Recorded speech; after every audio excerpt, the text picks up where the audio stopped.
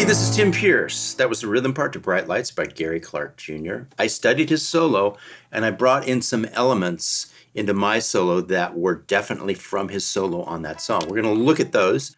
We're going to look at the rhythm part and the sound. Click the link below if you want to check out the online masterclass. We're up to over 100 hours of lessons and content. There's 4 elements of his solo in Bright Lights that I want to call attention to. One is these really, really long, slow pulls.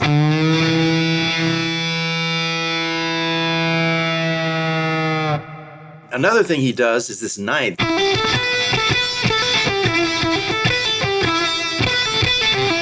You know, rather than do the standard pentatonic, he throws in the ninth.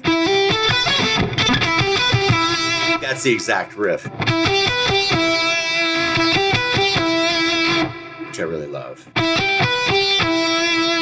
Then another thing, he comes up to the E note and does a 1.5 bend,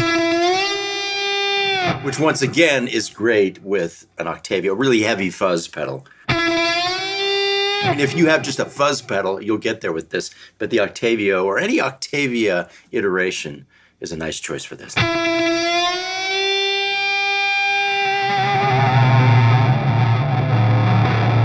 mean, even the artifacts that show up when you're in the middle of stuff, even if you grab a second note by mistake,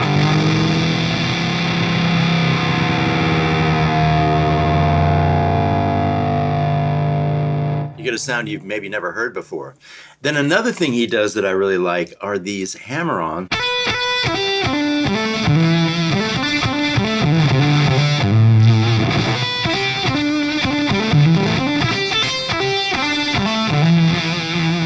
I mean, we all do hammer-ons, but making a point of making it a stylistic point, a feature style-wise.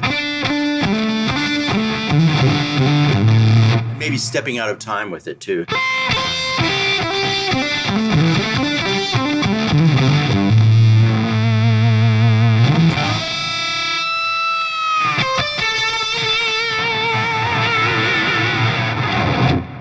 So I have a pretty woolly sound up, quite a bit of kind of grunge. I'm using the middle position. You could use the bass pickup or the treble pickup, but it sounded just kind of right to me to use the middle position using both pickups.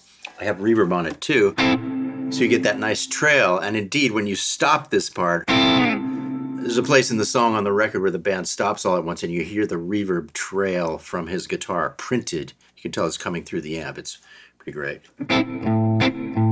So I'm alternating just A minor up here, and I lift off to make it staccato, and I come back and play the A note in the bottom. That's the heart of it. Then he brings it up to A sus.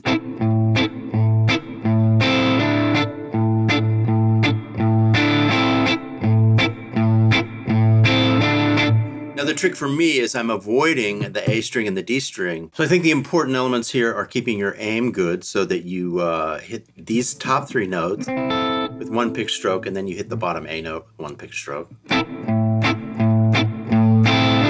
Grabbing the suspension, not playing too hard over here, keeping a strong and steady rhythm, and muting by lifting up your fingers wherever necessary. I'm even lifting up the thumb and making that note short duration. It's important to grab all 3 of the top strings with each stroke too. That time I hit 2 of them, and it loses some of the richness of the A minor chord, the triad.